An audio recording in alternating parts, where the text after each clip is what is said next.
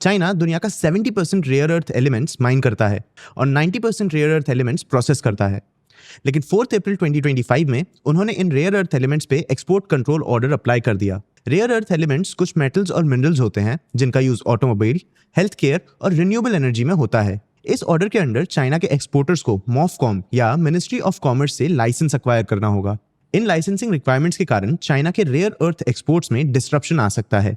India में rare earth elements का use electric vehicles और आईसीई या इंटरनल कंबशन इंजन वाले व्हीकल्स के इलेक्ट्रिक मोटर्स में होता है। तो अगर चाइना अपने कंट्री से इन एलिमेंट्स का आउटफ्लो रेस्ट्रिक्ट करता है तो इसका इंपैक्ट इंडिया के ऑटोमोबाइल मैन्युफैक्चरर्स पे पड़ सकता है। इसीलिए सियाम या society of Indian automobile manufacturers ने मिनिस्ट्री ऑफ हेवी इंडस्ट्रीज से रिक्वेस्ट किया है कि वो चाइना के साथ एंगेज करें। सियाम चाहता है कि अगले 6 मंथ्स तक एक specific Chinese rare earth exporter अपने इंडियन क्लाइंट्स को अनइंटरप्टेड रेयर अर्थ सप्लाई कर पाए। इससे इंडिया के ऑटोमोबाइल मैन्युफैक्चरर्स के सप्लाई चेन्स में डिस्ट्रप्शन अवॉइड हो पाएगा। लेकिन ये रेयर अर्थ एलिमेंट्स होते क्या हैं और इनका यूज एग्जैक्टली है क्या, और चाइना अचानक इन एलिमेंट्स के एक्सपोर्ट्स पे रेस्ट्रिक्शंस क्यों लगा रहा है? आज के वीडियोस में हम इन क्वेश्चंस का आंसर ढूंढेंगे। हम ये भी समझेंगे कि दुनिया चाइना पे रेयर अर्थ एलिमेंट्स के लिए इतना डिपेंडेंट क्यों है और चाइना इस डोमिनेंट पोजीशन तक कैसे पहुंचा। एंड में हम इंडिया के रेयर अर्थ एलिमेंट्स के माइनिंग प्लान्स को भी एक्सप्लोर करेंगे। चलिए शुरू करते हैं। सबसे पहले रेयर अर्थ एलिमेंट्स का मतलब और इनके यूजेस समझते हैं। रेयर अर्थ एलिमेंट्स 17 मेटल्स और मिनरल्स का ग्रुप होता है। ये एलिमेंट्स हमारे प्लैनेट के क्रस्ट या आउटर मोस्ट लेयर में काफी अबंडेंट अमाउंट में प्रेजेंट होते हैं, लेकिन इन्हें एक्सट्रैक्ट करना काफी मुश्किल होता है, इसीलिए इन्हें रेयर कहते हैं। इन 17 मेटल्स और मिनरल्स में से China samarium, gadolinium, terbium, dysprosium, lutetium, scandium और यीट्रियम के एक्सपोर्ट्स रेस्ट्रिक्ट करना चाहता है। इन एलिमेंट्स के यूजेस काफी वैरिड हैं। समेरियम से हीट रेजिस्टेंट मैग्नेट्स बनाए जाते हैं। इन मैग्नेट्स को एरोस्पेस और डिफेंस टेक्नोलॉजीज में यूज किया जाता है। गैडोलिनियम का यूज मेडिकल इमेजिंग और न्यूक्लियर रिएक्टर्स में होता है। टर्बियम लाइटिंग और डिस्प्लेज में यूज किया जाता है और डिस्प्रोसियम से नियोडिमियम मैग्नेट्स को इंप्रूव किया जाता है। नियोडिमियम का यूज इलेक्ट्रिक मोटर्स के लिए परमानेंट मैग्नेट्स बनाने के लिए किया जाता है। इसके अलावा ल्यूटेलियम, स्कैंडियम और यीट्रियम का यूज सुपरकंडक्टर्स और फ्यूल सेल्स बनाने के लिए होता है। इन एलिमेंट्स का यूज बैटरी सिस्टम्स और रीजनरेटिव ब्रेकिंग सिस्टम बनाने के लिए भी होता है। और जैसा मैंने बताया, चाइना इन रेयर अर्थ एलिमेंट्स का एक मेजर सप्लायर है। ये चार्ट देखिए, चाइना के पास दुनिया के सबसे बड़े रेयर अर्थ एलिमेंट्स के रिजर्व्स हैं। सेकंड और थर्ड लार्जेस्ट रिजर्व्स वियतनाम और ब्राजील के पास हैं। 44 मिलियन मेट्रिक टन्स के रिजर्व्स के साथ चाइना के रिजर्व्स वियतनाम और ब्राजील के टोटल रिजर्व से भी ज्यादा हैं। ग्लोबल रिजर्व्स में इस डोमिनेंस के कारण चाइना का export control order global rare earth elements के सप्लाई को डिसरप्ट कर सकता है। लेकिन चाइना अभी इन मेटल्स पे रेस्ट्रिक्शन क्यों लगा रहा है? 2 रीजंस हैं, जियोपॉलिटिकल टेंशंस और एनवायरमेंटल कंसर्न्स। चलिए इन दोनों रीजंस को समझते हैं। सबसे पहले जियोपॉलिटिकल टेंशंस। देखो दोस्तों, ग्लोबल ट्रेड एक बहुत सेंसिटिव स्पॉट पे है। यूएस टैरिफ्स का यूज करके अपने डोमेस्टिक इकोनॉमी को प्रोटेक्ट करने की कोशिश कर रहा है। हमने रिसेंटली इंडिया के डेवलपिंग ट्रेड रिलेशंस पे भी बहुत सारे वीडियोस बनाए हैं। रिसेंटली हमने यूके इंडिया एफटीए पे भी एक वीडियो बनाया है। मैं सजेस्ट करूंगा कि आप इसे भी जरूर देखना। अब चाइना भी अपने डोमेस्टिक इकोनॉमी को प्रोटेक्ट करने के लिए एक्शंस ले रहा है और ऐसा पहली बार नहीं हुआ है। चाइना ने 2010 में भी अपने rare earth exports to Japan पे बैन लगा दिया था। तब ट्रेड रिस्ट्रिक्शंस टेरिटरी डिस्प्यूट्स के कारण लगे थे। इस बार के एक्सपोर्ट कंट्रोल ऑर्डर्स शायद यूएस के 145% तक के हाई टैरिफ्स का रिस्पांस हो सकता है। जैसे ट्रंप ने हाई इंपोर्ट टैरिफ्स के थ्रू दूसरे कंट्रीज के साथ नेगोशिएशंस का पाथ क्रिएट किया, शायद चाइना भी इन एलिमेंट्स के एक्सपोर्ट को रेस्ट्रिक्ट करके बेटर ट्रेड पोजीशन अचीव करना चाहता है। चाइना के एक्सपोर्ट कंट्रोल ऑर्डर का दूसरा रीजन है एनवायरमेंटल कंसर्न्स। देखो, इस एक्सपोर्ट ऑर्डर के under rare earth elements export करने के लिए चाइनीज एक्सपोर्टर्स को मॉफकॉम से लाइसेंस लेना पड़ेगा। इससे रेयर अर्थ एलिमेंट्स के एनवायरमेंटल इंपैक्ट को कंट्रोल किया जा सकेगा। देखो, जैसा मैंने बताया, रेयर अर्थ एलिमेंट्स यूजुअली बड़े क्लस्टर्स में प्रेजेंट नहीं होते। ये elements usually radioactive materials जैसे थोरियम, रेडियम और यूरेनियम के साथ प्रेजेंट होते हैं। इन रेडियो एक्टिव मटेरियल्स के क्लस्टर्स से रेयर अर्थ एलिमेंट्स को एक्सट्रैक्ट करने से न्यूक्लियर वेस्ट भी जनरेट होता है। और तो और इन रेयर अर्थ एलिमेंट्स को प्रोसेस करने में स्ट्रॉन्ग एसिड्स का भी यूज होता है। इन एसिड से वाटर और लैंड पोल्यूशन भी हो सकता है। चाइना का export control order rare earth elements का सप्लाई कम करके इनके नेगेटिव एनवायरमेंटल इंपैक्ट को भी कम करना चाहता है। लेकिन चाइना के एक्सपोर्ट कंट्रोल ऑर्डर का ग्लोबल इंपैक्ट कितना बड़ा हो सकता है? चाइना के पास रेयर अर्थ एलिमेंट्स में ये डोमिनेंस कैसे आया? इन क्वेश्चंस का आंसर ढूंढने के लिए हमें इस इंडस्ट्री का हिस्ट्री समझना पड़ेगा। चाइना का रेयर अर्थ एलिमेंट स्पेस में डोमिनेंस 1980s से स्टार्ट हुआ था। 1980s से 90s में रेयर अर्थ एक्सट्रैक्शन और प्रोसेसिंग में 3 कंट्रीज इन्वॉल्व थे, यूएस, ऑस्ट्रेलिया और चाइना। यूएस को इस पीरियड में अपने रेयर अर्थ एलिमेंट से रिलेटेड ऑपरेशंस को स्केल डाउन करना पड़ा। लेकिन क्यों? क्योंकि न्यूक्लियर रेगुलेटरी कमीशन और इंटरनेशनल रेगुलेटरी एजेंसी ने रेयर अर्थ एलिमेंट्स के माइनिंग और प्रोसेसिंग पे स्ट्रिक्ट रेगुलेशंस लगा दिए। जैसा मैंने बताया, rare earth elements usually radioactive materials के क्लस्टर्स में मिलते हैं।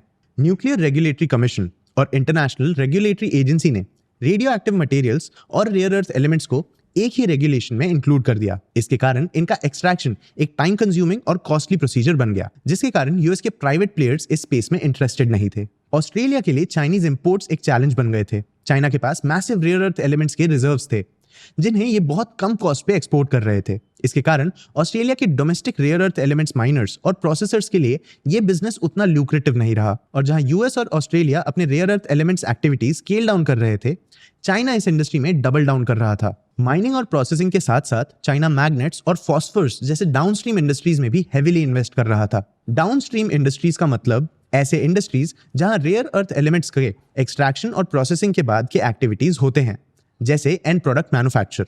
2000 तक चाइना दुनिया का 90% रेयर अर्थ एलिमेंट सप्लाई कर रहा था। यूएस और ऑस्ट्रेलिया जैसे कंट्रीज ऑलमोस्ट पूरी तरह से इंपोर्ट डिपेंडेंट हो गए। इन कंट्रीज में रेयर अर्थ एलिमेंट्स इंडस्ट्री का डेवलपमेंट स्लो हुआ, नहीं तो पूरी तरह रुक गया।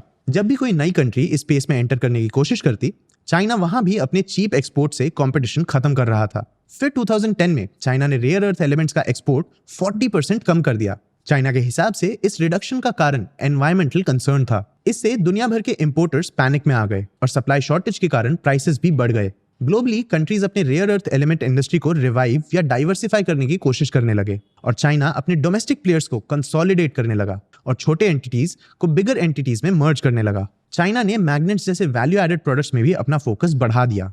Currently China global rare earth elements का 70% माइन और 90% प्रोसेस करता है। अब ये तो था चाइना का रेयर अर्थ इंडस्ट्री का हिस्ट्री और कैसे ये ग्लोबली इस इंडस्ट्री का लीडर बना। लेकिन चाइना के करंट एक्सपोर्ट कंट्रोल ऑर्डर का इंडिया पे क्या इंपैक्ट होगा, चलिए अब ये समझते हैं। 2023-24 में इंडिया के total rare earth element consumption में 2270 tons of rare earth elements imported थे। ये 2019 to 20 के पीरियड से 23% का राइज है। इन इंपोर्ट्स का 65% चाइना और 10% हांगकांग से आया। मतलब इंडिया का रेयर अर्थ एलिमेंट कंजम्पशन बढ़ रहा है। लेकिन कुछ सोर्सेज के हिसाब से ये एक बहुत बड़ा नंबर नहीं है, तो शायद इस एक्सपोर्ट ऑर्डर से कोई सिग्निफिकेंट इंपैक्ट हम पे नहीं दिखेगा। अगर फ्यूचर की बात करें तो इंडिया के पास लगभग 6.9 मिलियन टन्स के रेयर अर्थ रिजर्व्स हैं। ये रिजर्व्स मोस्टली केरला के कोस्ट पे प्रेजेंट है। लेकिन जैसा मैंने बताया, कुछ सोर्सेज के हिसाब से हमारा रेयर अर्थ इंडस्ट्री अभी भी नया और स्मॉल स्केल है, यानी हमारे पास अभी भी काफी रूम फॉर ग्रोथ भी है। Currently India rare earth elements का use magnets, electronics, glass industry, water purification, health care, defence and space, steel manufacture और ग्रीन एनर्जी सेक्टर में करता है। चाइना ने जिन रेयर अर्थ एलिमेंट्स पे एक्सपोर्ट कंट्रोल ऑर्डर लगाया है, उनका मेजर इंपैक्ट ऑटोमोबाइल इंडस्ट्री पे दिख सकता है। ऑटोमोबाइल इंडस्ट्री में डिस्प्रोसियम मैग्नेट्स बनाने के लिए यूज होता है, जिसे ऑटोमोबाइल इंडस्ट्री इलेक्ट्रिक मोटर्स बनाने में यूज करता है। इन मोटर्स का यूज इलेक्ट्रिक व्हीकल्स और इंटरनल कंबशन इंजन व्हीकल्स दोनों में होता है। इसीलिए सियाम ने मिनिस्ट्री ऑफ हेवी इंडस्ट्रीज से चाइना के साथ एंगेज करने का रिक्वेस्ट किया है। सियाम चाहता है कि अगले 6 मंथ्स तक एक specific Chinese rare earth exporter अपने इंडियन क्लाइंट्स को अनइंटरप्टेड रेयर अर्थ सप्लाई कर पाए। इससे इंडिया के ऑटोमोबाइल मैन्युफैक्चरर्स के सप्लाई चेन्स में डिस्ट्रप्शन अवॉइड हो पाएगा। India rare earth element space में सेल्फ रिलायंट होने के लिए ग्लोबली और डोमेस्टिकली कुछ स्टेप्स भी ले रहा है। चलिए अब इन्हें देखते हैं। ग्लोबली चाइना का रेयर अर्थ इंडस्ट्री से डोमिनेंस हटाने के लिए इंडिया और यूएस एक MSP या मिनरल सिक्योरिटी पार्टनरशिप एंटर कर रहे हैं। इस पार्टनरशिप के थ्रू यूएस और इंडिया रेयर अर्थ एलिमेंट्स के सप्लाई के लिए चाइना पे डिपेंडेंस कम करने की कोशिश कर रहे हैं। इंडिया, ऑस्ट्रेलिया और जापान जैसे कंट्रीज के साथ बायलैटरल एग्रीमेंट्स भी एंटर कर रहा है, ताकि हम चाइनीज रेयर अर्थ एलिमेंट्स के इंपोर्ट्स पे कम डिपेंड करें। इन एग्रीमेंट्स के थ्रू यूएस और ऑस्ट्रेलिया जैसे कंट्रीज रेयर अर्थ एलिमेंट्स के सप्लायर्स बन सकते हैं। इंडिया भी अपने रिजर्व्स के साथ एक सप्लायर रोल अचीव कर सकता है। इंडिया ईवी बैटरीज और सोलर सेल मैन्युफैक्चर के लिए एक अफोर्डेबल इकोसिस्टम भी प्रोवाइड कर सकता है। Domestically India rare earths mission एक सिग्निफिकेंट इनिशिएटिव है। इस इनिशिएटिव का गोल इंडिया के domestic mining and refining processes को डेवलप करना है। इंडियन गवर्नमेंट PPP या पब्लिक प्राइवेट पार्टनरशिप के थ्रू इंडिया के रेयर अर्थ एलिमेंट्स के प्रोसेसिंग के लिए इन्वेस्टमेंट्स भी रेज करने की कोशिश कर रहा है।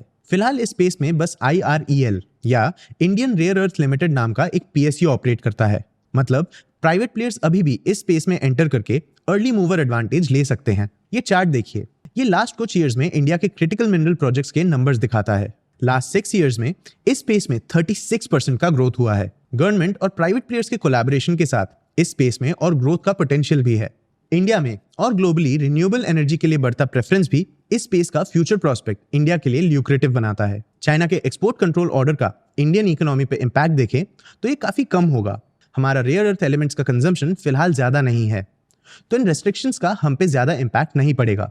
लेकिन इंडिया फ्यूचर में मेडिकल इंडस्ट्री और रिन्यूएबल एनर्जी इक्विपमेंट का मैन्युफैक्चरिंग हब बनना चाहता है। इसके लिए हमें इन रेयर अर्थ एलिमेंट्स की जरूरत होगी। थैंकफुली हम इस नीड के लिए ऑलरेडी डाइवर्स पार्टनरशिप्स बना रहे हैं ताकि हम एक ही सोर्स पे ज्यादा डिपेंडेंट ना हो जाएं। हमारे पास रेयर अर्थ एलिमेंट्स के रिजर्व्स भी हैं जिनका एक्सट्रैक्शन इंप्रूव करके हम इस स्पेस में बेटर पोजीशन ले सकते हैं। लेकिन सिर्फ डेवलपमेंट काफी नहीं है। पोल्यूशन इस इंडस्ट्री का एक कांस्टेंट प्रॉब्लम है। इंडिया को इस स्पेस में ग्रोथ के साथ सस्टेनेबिलिटी का भी ध्यान रखना होगा। आपको क्या लगता है, क्या चाइना का ये एक्सपोर्ट कंट्रोल ऑर्डर इंडिया के लिए एक स्ट्रगल का कारण बनेगा, या हम इस ऑर्डर के कारण चाइना पे अपना डिपेंडेंस कम कर पाएंगे? अपने व्यूज कमेंट सेक्शन में जरूर बताना। आगे आप कौन से टॉपिक्स पे वीडियोस देखना चाहते हो ये भी कमेंट सेक्शन में जरूर बताना। अगर ये वीडियो आपको इन्फॉर्मेटिव लगा हो तो इसे लाइक और शेयर जरूर करना। ऐसे ही और वीडियोस के लिए चैनल को सब्सक्राइब भी कर लेना। आज के वीडियो के लिए इतना ही। मैं हूं आपका होस्ट देव। मिलते हैं अगले वीडियो में।